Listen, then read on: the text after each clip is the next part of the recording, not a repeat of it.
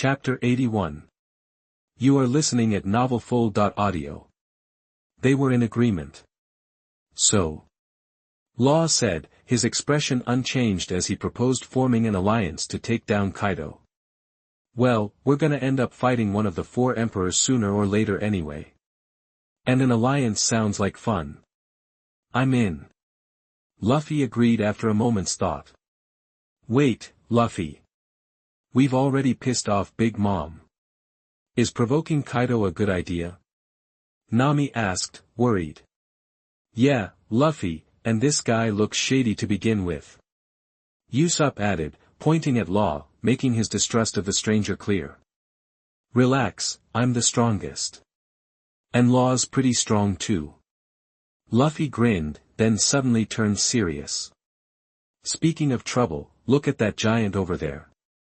Hey Law, who are they? A gun barrel was pointed at Luffy from the cave entrance. Two giants loomed outside, and Kinemon's torso was wedged between them. Kyukok, find the target and prepare for action. Got it, Locke. Let's do this. Ah, they're the mercenaries Caesar hired, the Yeti Cool brothers. That's Locke and Kyukok, Law explained, already forming his room with his hand. Law, looks like you've betrayed your master. Mission target, +1. Why bother talking? Let's just get it over with. Hey, don't underestimate me. Stand back, guys. I need to stretch my legs. Luffy cracked his knuckles and grinned at the two. Hearing this, Law and the others backed off. The two mercenaries sensed danger. After firing a shot, they quickly retreated. To their surprise, something in the air stopped the bullets, sending them flying back. Shinra Tensei. Perfect. I'll test my swordsmanship on you. Luffy declared. His swords, Ingju and Kumu, flew to his shoulders, and his eyes turned sky blue. Flowers in the hall intoxicated 3,000 guests, and the sword frosted 14 states. Two swords flow, dragon and phoenix in harmony. A dragon and a phoenix burst from the blades, a powerful wave charging straight at the Yeti Cool brothers. Everyone was stunned. Zoro gripped his sword, excitement gleaming in his eyes. No way. Nami. Seriously? Smoker. Master Luffy, you're amazing. Shirahoshi, after the attack, the mercenaries were gone, leaving not a speck of dust behind.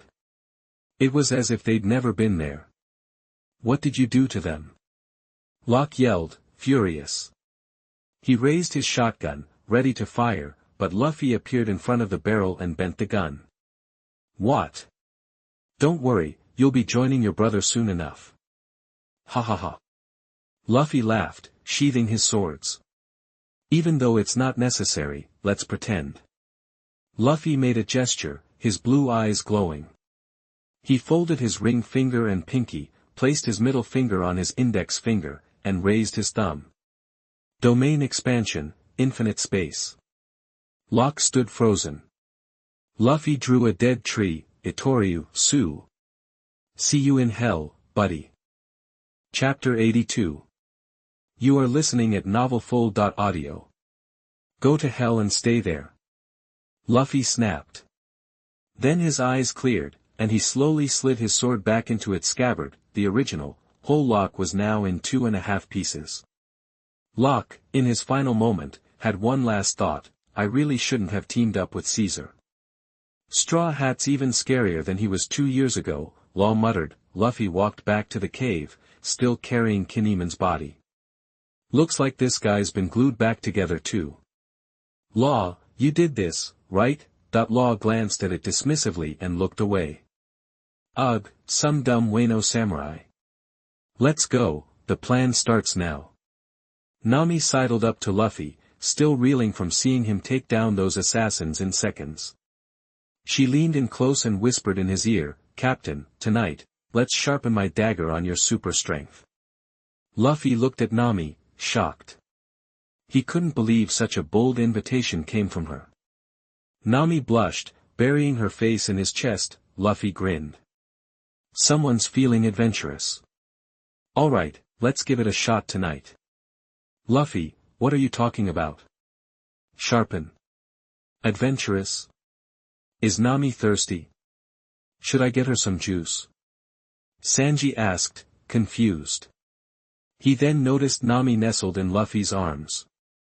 Damn you, Luffy. You're dead. It's nothing, Sanji. Just worry about yourself, Nami said, waving him off. Luffy's eyes hardened. Let's end this charade and get down to business. Law, grab Caesar. Hold on, Straw Hat, we need a solid plan, Law protested. But plans rarely survive first contact. Looks like things aren't gonna let us plan for long, Luffy said, staring at the slime creatures swarming below. Head straight for the research facility. Smoker, take your men and follow us. TCH, who needs your help? Smoker retorted. Law, they're in your hands. Luffy said to Law. The girls grabbed onto Luffy. Understanding the situation, Law wordlessly created his room. Star Flash. Room. Instantly, they vanished and reappeared at the research facility, stunning the G5 Marines who arrived with them. Meanwhile, Caesar, watching the surveillance feed, slammed his fist on the table. Damn brat. Law, you actually betrayed me. I'll go teach that punk some respect, Virgo said, setting down his coffee. A spoon stuck to his beard. He, Virgo, here's Law's heart, Caesar said, pulling a heart from his coat and handing it to Virgo. He then turned to Monet. Monet, Straw Hat's coming. Keep him busy. He. I'm going to check on the kids. Yes, master. I'll do my best, Monet replied, knowing she was no match for Luffy. She had been desensitized from a young age and didn't know what fear was for a long time, but she didn't know that she would experience it soon. Chapter 83. You are listening at novelfull.audio. Robin and Luffy split up, each heading in a different direction. Robin, I need a favor, Luffy said, suddenly appearing beside her. Name it. I'm on it, Robin replied, smiling like a cool older sister, which made Luffy feel a little uneasy. Find those sea stone handcuffs, would you? Luffy asked, grinning. Consider it done, Captain, Robin said, turning and walking away. Straw Hat. Go find Caesar. I've got something to take care of, Law yelled at Luffy, his face serious. Got it. I'll bring back a complete Caesar, you bet. Luffy responded instantly, thinking, is he looking for Sad? Nah, first I'll find the room where they're keeping the kids. Nami, Chopper, come with me. Tashigi, bring some Marines to help too.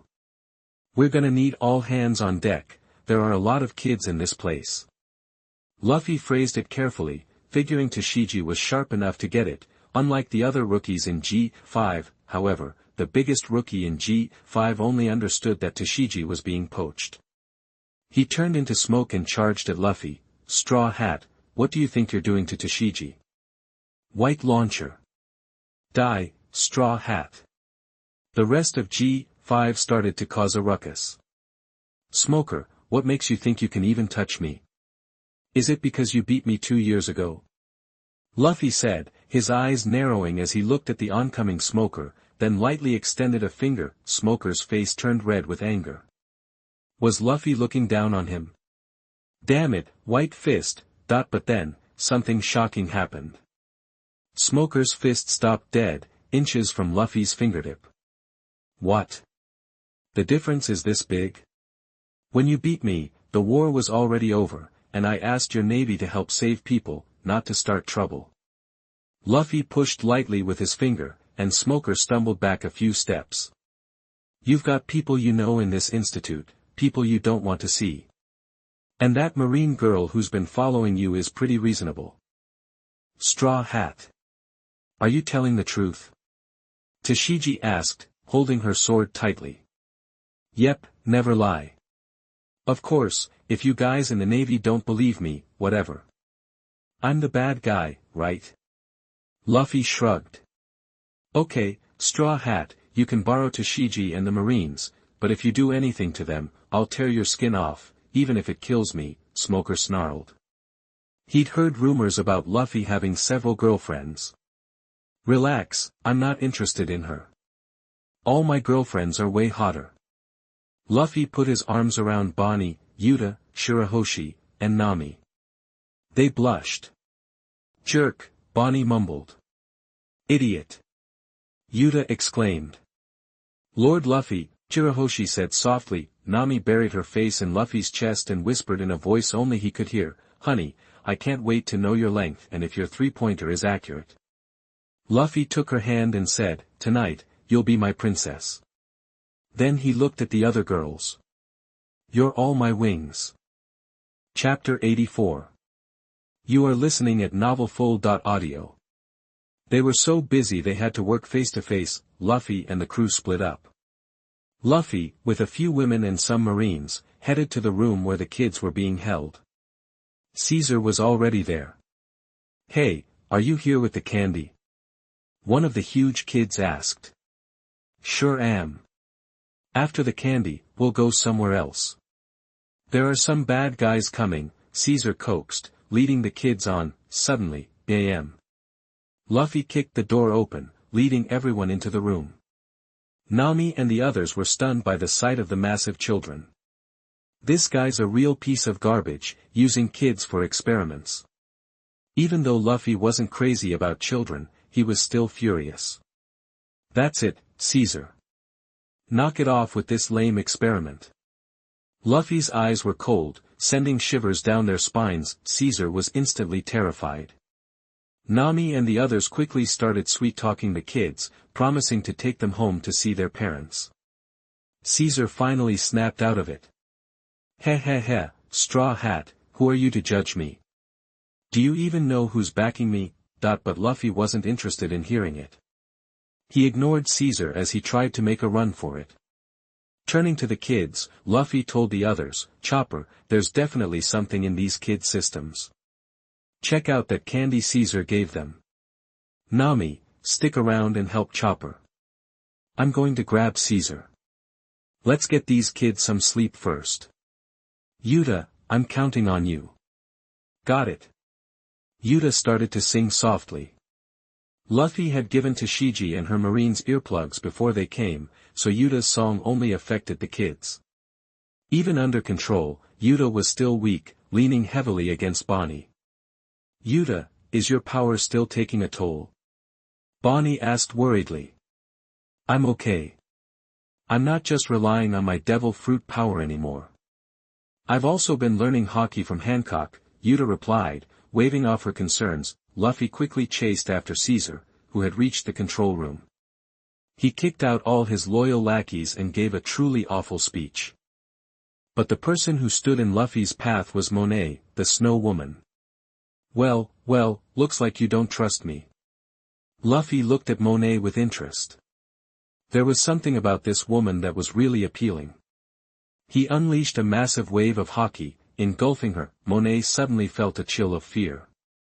She hadn't been scared in a long time. Despite the terror, Monet smiled. "I won't betray young master without solid proof." "You want proof, huh? Fine. Just relax." Luffy walked up and touched Monet's head. She didn't flinch, but the blush creeping up her face showed she was anything but calm. Luffy's eyes turned blood red, and Monet was plunged into her memories.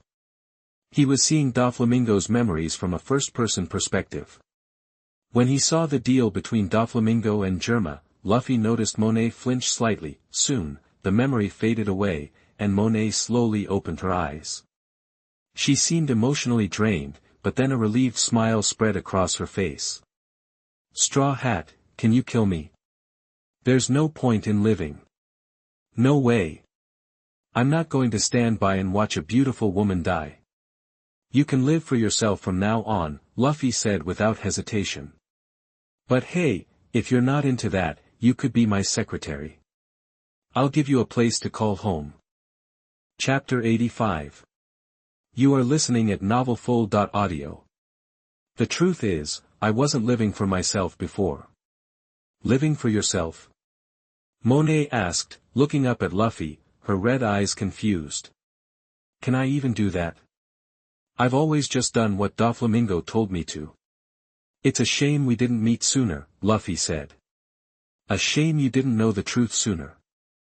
He walked forward, touched her head, and then pressed his forehead against hers. You've got me now. You can live for yourself. Okay, asterisk so warm, so gentle. Nothing like Doflamingo's coldness, asterisk that's all Monet could think. Can I really stay with you? Of course. And I'll help you get revenge. Luffy held her close. Okay. Monet snuggled into him, like a little lamb, her face flushed. Suddenly, she took a deep breath near his neck. Huh? What's up? Luffy asked, looking at her, puzzled. I love your smell, Captain, Luffy. Monet seemed to remember something. Luffy, my heart, it's in Caesar's hands. He swapped mine for Law's to keep him in line. I don't know if Caesar still has it. Then let's go get it. Luffy scooped her up in his arms. Hang on tight, this might be a little fast. And just call me Luffy, or husband. Okay, Luffy. Monet was still shy. Husband was too much for now. They arrived at Caesar's location soon after. Luffy gently set Monet down in a safe spot, then cracked his knuckles, turning towards Caesar. You're not getting away this time, Caesar. Give me Monet's heart. He. Straw Hat Boy, what makes you think you can beat me? And Monet, you betrayed me. Caesar was holding some kind of deck in his hand. I'm in a hurry, I don't have time for your games. Robin, did you find it? Luffy asked without looking back. Yep, got it. Robin appeared in the doorway of the control room, holding a pair of seastone handcuffs. Great.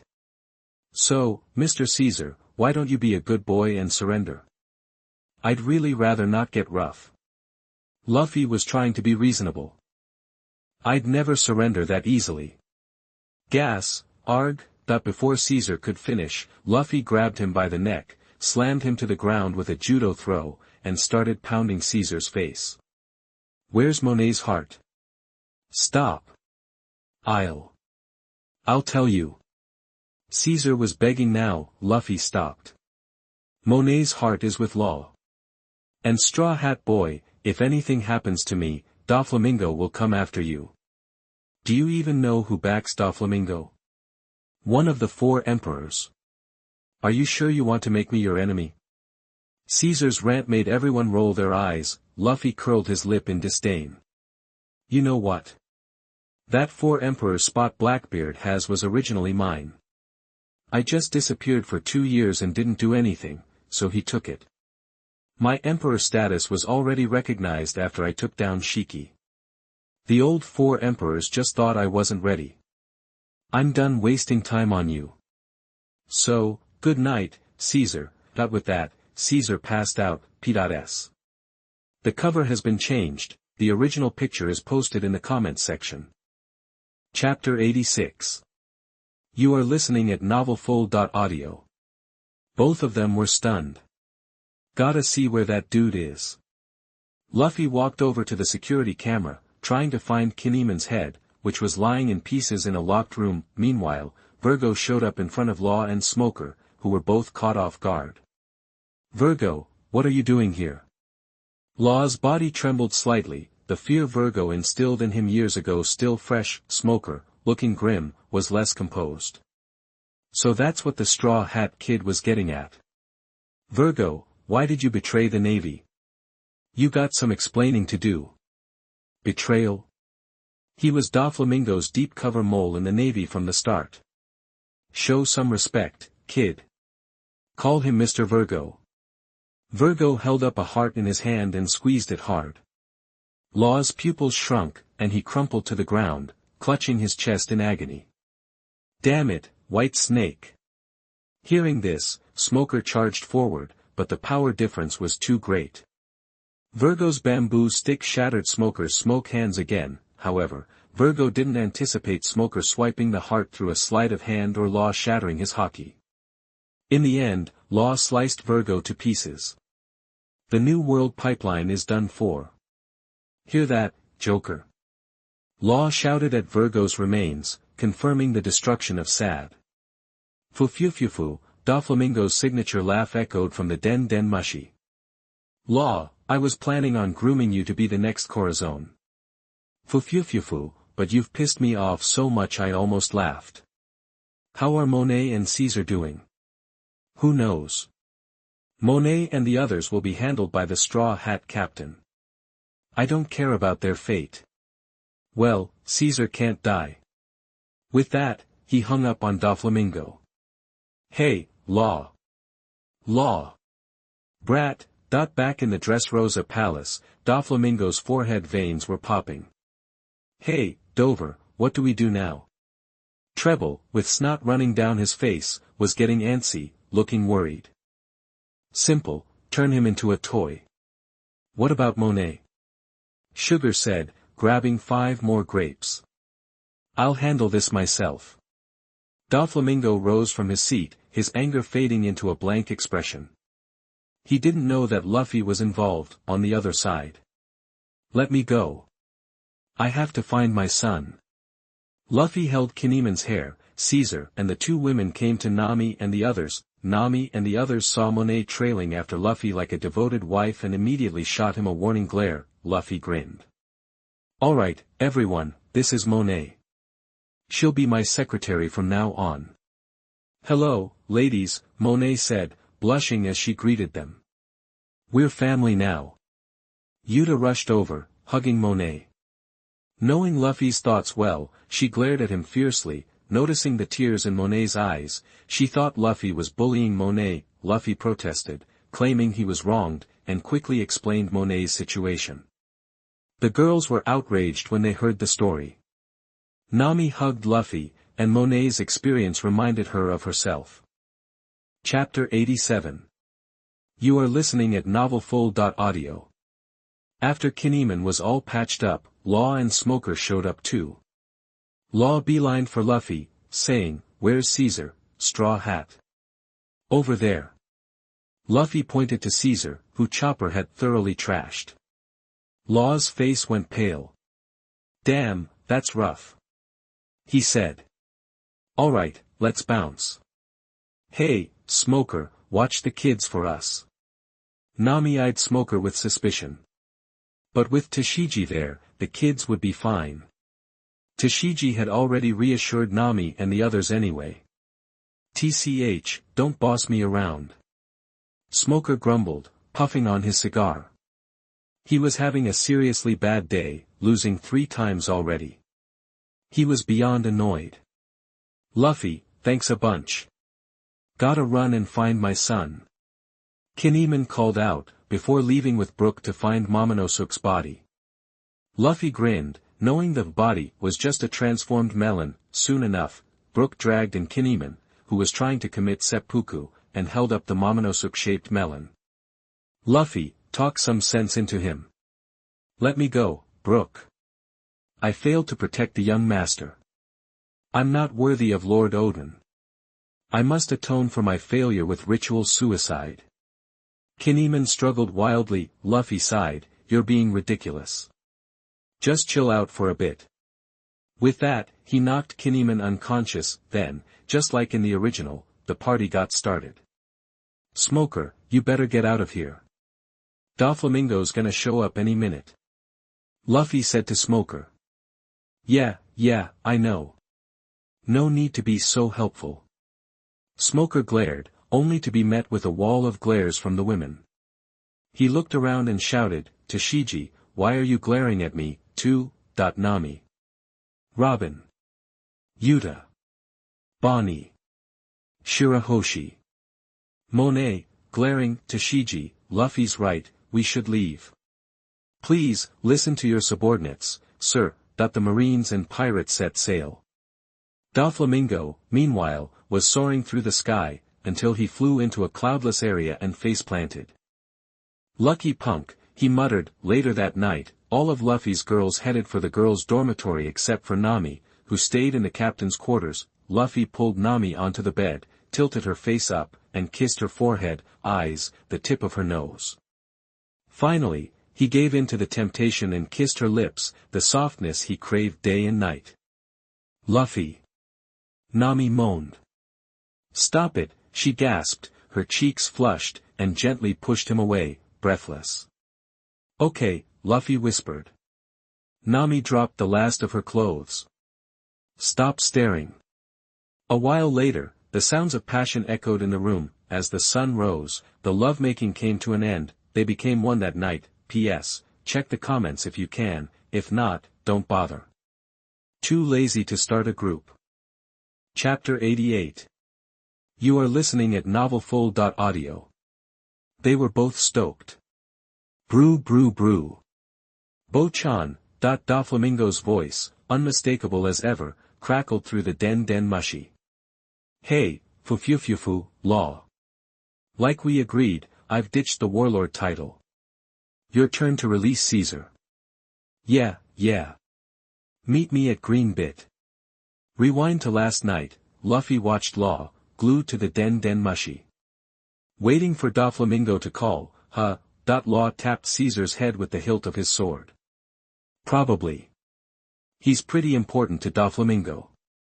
Caesar, clueless as usual, sneered. "Heh, you better let me go." "You hear? What's with the faces?" Luffy gave Caesar a knowing look. "Oh, nothing. Just remembering what Big Mom said about maybe wanting you for herself." Caesar went pale, instantly shutting up. "Lord Momonosuke." Kinemon jolted awake, eyes darting around until he spotted Luffy and the others. Was that a dream? Lord Momonosuke is.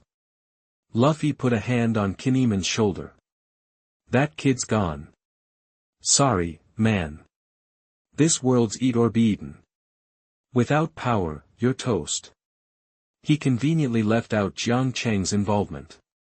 It wasn't like he had anything to do with it. Alright, everyone, new direction. Next up, Big Mom and Kaido. Kaido.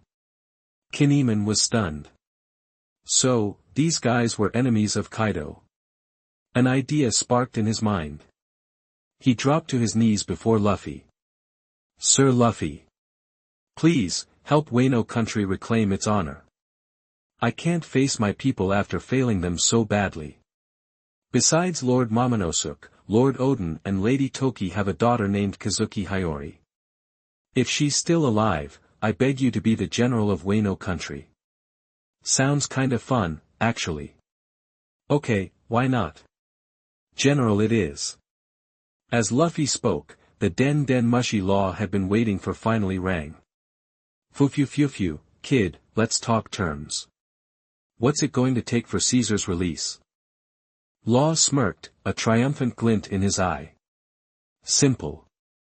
You resign as a warlord, give up the throne of Dressrosa, and go back to being just another pirate."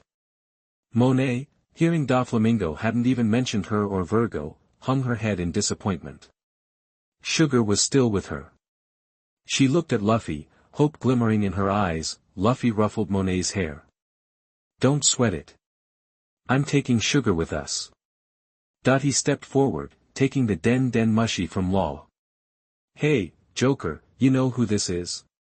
"Huh?" Doflamingo sounded genuinely confused. "Who's this?" "You know me. Marineford. Tenkai Jinching." At those words, Doflamingo on the other end started sweating bullets. Fu, didn't expect you to get involved, Mr. Straw Hat. What's Law got that attracts someone like you? You're way out of my league." Doflamingo wasn't stupid, he knew this guy's power at Marineford was off the charts. "Just so you know, Monet's with me now." "Monet's alive?" Doflamingo frowned. Luffy just handed the den mushy back to Law, waving him off to hang up. Monet's heart was returned to Monet. System, daily sign-in. Ding. Congratulations, host. You received an ashtray. Ugh, haven't gotten anything good in ages. Whatever, Sanji can have it. Luffy pulled up the system panel after a long absence. Name, Monkey D, Luffy. Age, 19. 3 Color Hockey, approaching peak. Devil Fruit, Zoan type Human Fruit, mythical model, Nika, Zoan type Human Fruit, mythical model, Moon Goddess, Paramecia type Star Fruit, Paramecia type Tremor Fruit, Paramecia type Float Fruit. Weapons, famous sword Sakura 10, famous sword Kuki. Swordsmanship, Thunderfall / Ikamanji / Flash, Sword Storm, Black Sword 3 Moons. Other world skills, 18 Subduing Dragon Palms, Impure World Reincarnation, Flying Thunder God Technique, Heavenly Shock Star, Chibaku Tensei, Eternal Mangekyo Sharingan, Bankai, Kajika Suijetsu, Domain Expansion Infinite Space, Flame Breathing 13 Forms, Domain Expansion Demon Subduing Cook, Bankai Getsuga Tensho, etc. Dragon Ball's power levels are too high, temporarily excluded.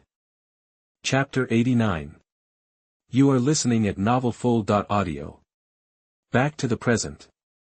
Fufu, green bit, by the way, Straw Hat's there, right? Doflamingo's voice echoed. Yeah, what's up? Law glanced at Luffy, then nodded toward the Den Mushi. He's listening. Monet's yours, fufu, but I have something you want. Come and get it if you dare. Luffy was taken aback. Ace being alive? Whitebeard's devil fruit. What else could Doflamingo possibly have that Luffy would want? A sudden, unsettling thought struck him. This guy wouldn't try to use Violet as some kind of prize, would he? That he dismissed it almost immediately. Nah, that's too crazy. Oh, really? Color me intrigued. Luffy responded, a grin spreading across his face. The morning news sent shockwaves around the world. Holy crap, this world's about to explode.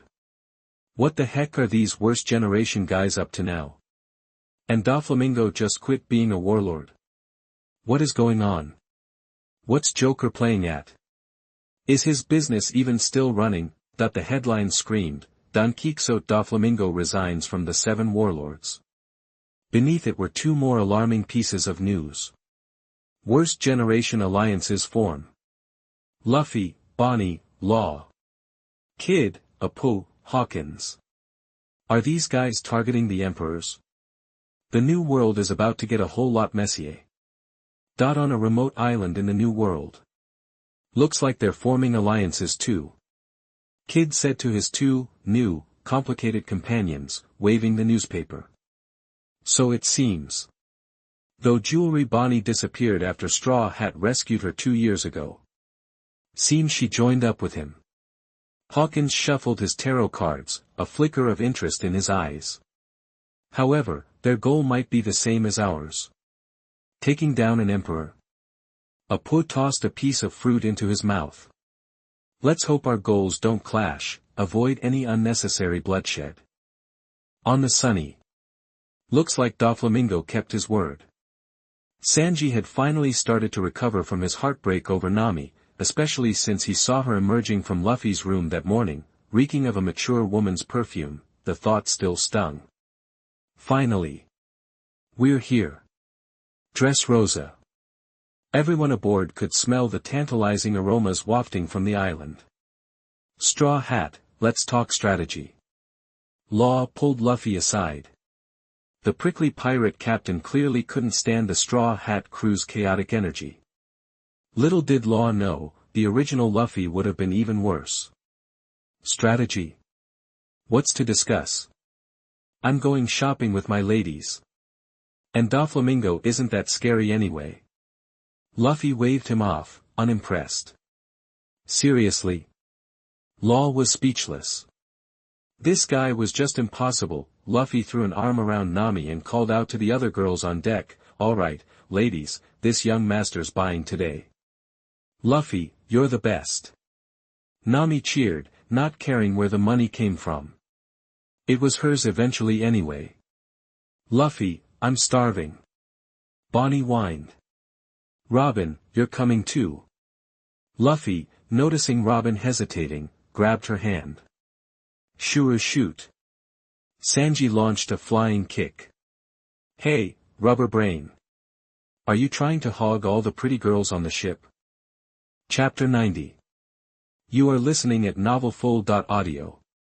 Those two were in a real predicament. Luffy dodged Sanji's attack with a quick head tilt and grabbed his legs mid-air. The next thing Sanji knew, he was slammed onto the ground. Listen, Sanji.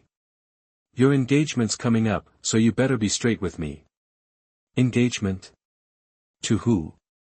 Sanji clearly had no clue what Luffy was talking about, let alone who his true love was supposed to be. You'll find out. I'm not spoiling it. I'm going shopping with my girls. Luffy suddenly remembered something and turned back to Sanji. Hey, Sanji, hope you find true love soon. Wait, Luffy. What does that even mean? All Sanji saw was Luffy's dust trail, and he was completely baffled. Alright, let's go. Zoro just hoisted Sanji over his shoulder and headed off in the opposite direction. Put me down, Moss Head. You're a sword-obsessed weirdo, you have no idea the damage Luffy just did to me. Sanji protested. Yeah. Zoro patted Sanji's back, trying to calm him down. Author, Zoro, your uncle's got a soft spot for his dad. Meanwhile, Luffy, surrounded by all these beautiful women, was naturally getting envious looks. Everyone was doing double takes. It wasn't just the ladies, though. Luffy, dressed in white, was undeniably handsome. Nami and the others were all gorgeous in their own ways, and Shirahoshi was just as stunning as Hancock, but Luffy had no idea he was about to stumble into a whole different kind of trouble. Luffy went into a clothing store with Nami and the rest. They immediately went into a shopping frenzy, and Luffy was stuck playing human clothes rack not far away. Hey, boss, see that guy? That lucky dog is surrounded by top-shelf babes. Don't you think so, little brother? A shifty-eyed guy said to the two beside him. Shoo, let's do this. Wait for them outside, the one called Boss ordered. The little brother was shaking like a leaf. Boss, maybe we should just forget it. That guy's a weed. Before he could finish, the boss cut him off. I don't care if he's a flower or a weed, any woman I want, I get. Don't forget, I'm unbeatable one-on-one, that the little brother was sweating bullets, thinking, unbeatable one-on-one. Please. So strong, right? That guy's definitely the Straw Hat Kid. I'm outta here. So much for brotherhood. Hey, boss, big brother, I'm suddenly feeling a little sick to my stomach. I'm gonna head out. Whatever. You're not worthy, little brother. I'll bring one back for you after I'm done. The boss watched the little brother scurry away and shook his head. Third brother, let's move. Yes, boss. Soon, Luffy and the girls came out of the clothing store. They hadn't gone far when Luffy sensed something was off. The place was deserted, except for his girls. Was this some kind of illusion fruit power? Ha ha ha, pretty boy. If you know what's good for you, hand over those girls for me to have a little fun. Don't want to mess up that pretty face, do ya? He, ladies, come on, my boss has money and status. He's perfect for you. A cruel smile tugged at the corner of Luffy's mouth. Interesting. Didn't expect Dressrosa to play out like this. But. Luffy's eyes turned icy, the smile vanished. You picked the wrong fight. Welcome to the world of Tsukimi. What? The scene in front of the two thugs changed instantly. They were strapped to crosses, facing countless Luffys wielding knives. I remember now, this guy's the Straw Hat Kid. The boss screamed before his eyes closed for the last time. Once the thugs were dealt with, a fruit materialized in Luffy's hand. System, what kind of fruit is this? Host, it's an illusion fruit. Useless. Let's see if anyone wants it. He tossed it into the system storage.